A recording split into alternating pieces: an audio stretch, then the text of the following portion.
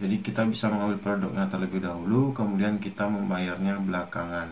Jadi istilahnya itu kita berhutang kemudian dibayar dengan sistem kredit dengan maksimum tenornya itu 12 bulan.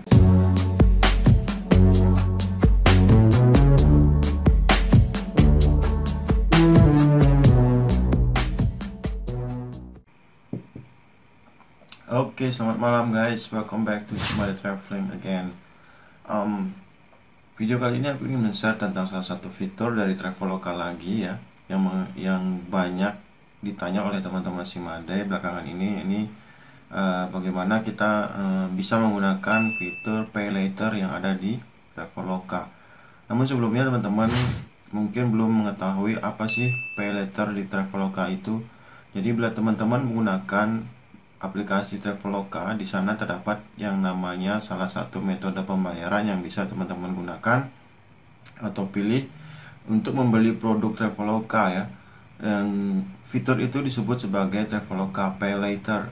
Metode ini hanya bisa dibuka dalam aplikasi Traveloka guys. Jadi teman-teman tidak bisa mengakses Pay Later itu di desktop maupun laptop ya. Dan hanya bisa dilakukan di mobile phone teman-teman semua. Jadi teman-teman harus mendownload yang namanya aplikasi Traveloka dan jangan lupa untuk login juga di sana ya. Nah, sebenarnya apa itu fitur pembayaran Traveloka itu sendiri? PayLater sendiri merupakan hasil kerjasama Traveloka dengan startup P2P Lending Dana Mas yang merupakan mitra dari penyalur pinjaman dana secara online guys. Jadi Traveloka itu memiliki kerjasama dengan yang namanya pinjaman dana online dari Dana Mas. Sebelum Dana Mas, Traveloka juga sudah bekerja sama dengan Uang Saku, yaitu mitra yang menyelenggarakan e-money, dan keduanya masih bagian dari Mas Group. Jadi PayLater dalam Traveloka itu adalah salah satu fitur atau pembayaran di mana kita bisa memesan kamar hotel tanpa harus membayar di muka, melainkan bisa dilakukan belakangan dengan sistem satu kali bayar penuh atau bisa dicicil guys. Jadi PayLater, pengertian PayLater Traveloka itu sendiri adalah kita bisa menggunakan pembayaran di belakang. Jadi kita bisa mengambil produknya terlebih dahulu, kemudian kita membayarnya belakangan. Jadi istilahnya itu kita berhutang kemudian dibayar dengan sistem kredit dengan maksimum tenornya itu 12 bulan. Kita bisa membayar satu kali full atau kita bisa mencicilnya dengan maksimum waktunya itu 12 bulan ya. Jadi ini menjadi solusi buat teman-teman yang kebelat ingin jalan-jalan atau membeli produk apapun yang ada di Traveloka terlebih dahulu tanpa harus membayarnya lebih dahulu ya. Jadi kita bisa mencicilnya di kemudian hari.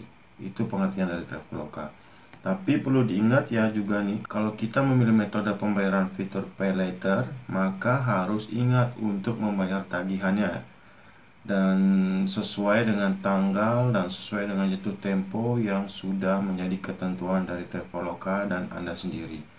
Jadi ketika kita menggunakan Traveloka Pay Later, sebenarnya kita telah menggunakan limit Traveloka Pay Later yang diberikan oleh pihak penyedia jasa pinjaman. Bila tidak segera membayar tagihan sesuai dengan jatuh tempo, maka teman-teman akan dikenai denda atau sanksi. Terus pertanyaannya, apakah aman menggunakan Pay Later yang ada di Traveloka? Tentunya aman guys ya. Jadi Traveloka Pay Later itu aman karena didukung oleh pasar dana pinjaman atau Dana Mas dan Catur Nusa Sejahtera Finance. Perusahaan tersebut merupakan perusahaan keuangan berbasis teknologi yang sudah mengantongi izin resmi dari Otoritas Jasa Keuangan atau OJK.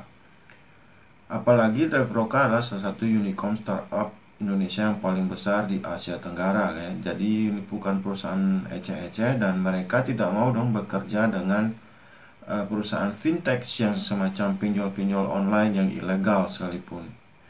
Nah, jadi karena sistem ini, jadi sistem Pay Later itu karena sistem mencicil, maka tentu saja akan ada bunganya ya ketika teman-teman mencicil di kemudian hari.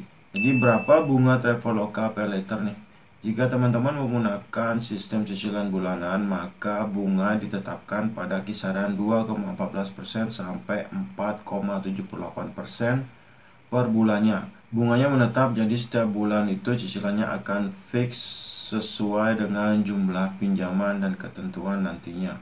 Nah, jika nanti teman-teman taruhlah telat membayar jatuh tempo pada saat mengangsurnya, maka akan dikenakan denda sebesar 5% setiap bulannya ya dari jumlah pinjaman teman-teman. Denda ini akan terus bertambah setiap bulan bila teman-teman tidak segera membayar tagihannya. Jadi jangan sampai ini terjadi ya. Tapi aku yakin sebelum menggunakan fitur pay later, pastinya teman-teman sudah memikirkan, mengkalkulasi tentang konsekuensi jika akan berhutang dengan sistem pinjaman bayar bulanan ya. Jangan, jika teman-teman tidak mampu membayarnya, teman-teman akan mengalami penurunan skor kredit yang bisa membuat teman-teman kesulitan untuk mengajukan pinjaman lain, bukan hanya di Traveloka melainkan di tempat lain. Hal ini dikarenakan pihak pemberi pinjaman telah melaporkan keterlambatan pembayaran fasilitas pinjaman atas nama teman-teman semua kepada Sistem Layanan Informasi Keuangan atau SLIK,